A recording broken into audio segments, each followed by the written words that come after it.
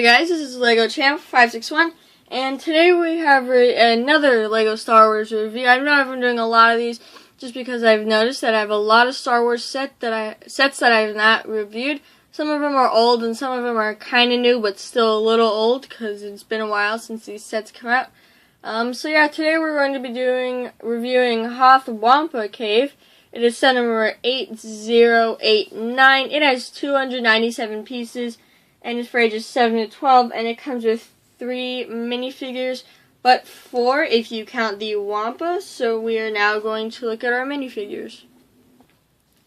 So the first minifigure we have here is Zev Senska. I'm not sure if I'm pronouncing that right. But yeah, he is a X-Wing pilot. As you can see, he's got the, well, not X-Wing, you know the ship I'm talking about. Can't really remember it on the top of my head, so sorry about that. But yeah, he is a pilot. He has the orange suit, or he has the same suit as X-Wing pilots wear, so that's why I got him confused. But yeah, so yeah, he has that. He's got a helmet with some nice detail on it. His face, he has the detail of the glass, like the shield protector of his eyes on it, and he's also got a chin strap as well. And we're just going to pretty much show you just a little bit more detail on the helmet right here.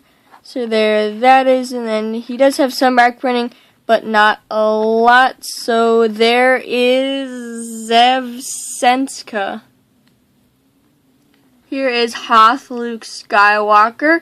He has his Hoth uniform on. He's got a helmet on as well with some glasses, and he has some back printing, and then pretty much just like a vest and some badges and a belt on his torso. And then here's his face. And the last minifigure we have is a boring old skeleton with pretty much just a happy, smile, dead face on him. That's pretty much all there really is to him. And yeah, it's we pretty much get a lot of these, so it's not fun getting these, but yeah, they pretty much just bring up the price. And yeah, so there is the skeleton. Okay, so now we're going to look at the Wampa, because he's technically not a minifigure. Also, we're going to look at him this way, because I'd have to raise the camera if I put him on the turntable. So he does come with a chicken leg, which is really cool. He also has some great detail on his eyes. I think that is very cool. He looks very cool as well. I just like how they put black in it as well. I like the tan nose. He's also got kind of like the claws of his fingers. They showed that. And then this hand is kind of his hands are in different directions as well, so you could easily fit a minifigure between his arms right there. Do you like the pattern? They like the design on him. It's kind of got the fur design as well, which is very cool. He also has horns, which you can position like this. I like to have him kind of like this, maybe a little bit lopsided, but you know, they can kind of fit like this. I think they are pretty cool. And then on the back of him, there's pretty much nothing. It's just pretty much the fur. And how his arms connect are by a Technic pin. Half of it's the Technic part, and the other half is kind of like the axle part.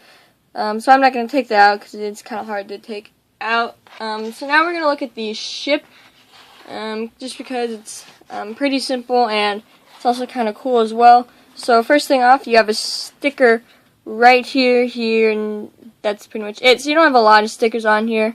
But yeah, it's kind of nice. You have like the blasters or gun here. It is kind of dusty, so sorry about that. Oh, and you do also have stickers here, so you have kind of like control panels or something that just have a flap that open up. You also have kind of like rockets or engines in the back. Kind of these can spin, and then just like the same sticker on this side as well. Oh, you also have stickers on the side. I'm missing a lot of stickers here for some reason.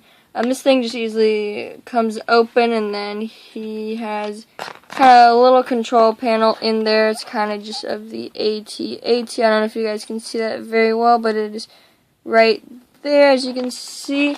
And he just pretty much just fits in here kind of nicely. I think as you can see in the back here, let's just move that up. There is a little space for someone else to fit, but you can't really fit anyone else. It's kind of just like you can only fit him, so it wouldn't really work, but you could probably try, but it probably wouldn't work that well. But I think they might just put that in there maybe for playability features, but who knows. And then the last thing on this ship that we're going to look at is pretty much the kind of like crane that you can drop. So as you can see, I'm just moving this and it comes down. It's on a string. It can go pretty long, but I'm not going to extend it all the way because that may take a while. So yeah, that's pretty much all there is to this ship. So what I'm going to do is give you a kind of 360 view of it. So here's the side.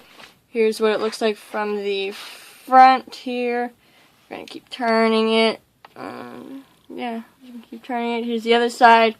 And then we're going to move on to the back. And there we go.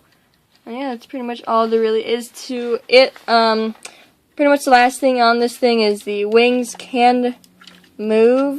They do have hinges on them, so you can move them here. But I think they're supposed to be like this because that's the way they are, and they can only go up to here as well. So this doesn't look that right. So I just leave them here, and then the bottom is just pretty much how the structure of it for it not to fall apart completely. And now we're gonna look at kind of like the ice scenery. It is just gonna move this forward a little bit and get some dust off of there. So probably the first thing we're going to look at is pretty much just this right here. So you have the lightsaber in here. You get a blue lightsaber because that is Luke's lightsaber in the movie. And then you pretty much just do this and it kind of shoots out a little bit. Doesn't go that far. So it's kind of like what they did in the movie with the Force. So idea it's supposed to like shoot out, come all the way over here, and he's supposed to pick it up and free himself. You do also have kind of like these spikes at the bottom right here. I do like how they did that. I think that looks very cool. And over here you just have the boring old skeleton right there. You have a lot of white bricks to kind of make it look like ice designs. And then you pretty much can just take Luke off. He's just, let me just get his legs off. There we go. So he's pretty much just on some bricks with studs on the side facing out. So that's pretty much just how he stands. It's pretty much up here. You just put him on the top studs on him. You just put this right here, and then he can fit in pretty well. You'd also have kind of like some icicles effect right there. And if we spin this around, you kind of got like a brick over here, like a rock piece, whatever. Yeah, rock piece. You kind of got that. And yeah, it's not a lot to this, but yeah, it's kind of just for like a little design. There's pretty much just only this that has any playability features. So yeah, it's pretty much all there really is to this set. Not a whole lot of stuff in it, but there's quite a lot. There's some good stuff in here, enough to buy it. Definitely, probably the thing that will make most people buy it is the Wampa itself, because it's always nice to get big figures, because I think they are very, very cool. So hopefully you guys did enjoy this Star Wars review, and I will see you all later.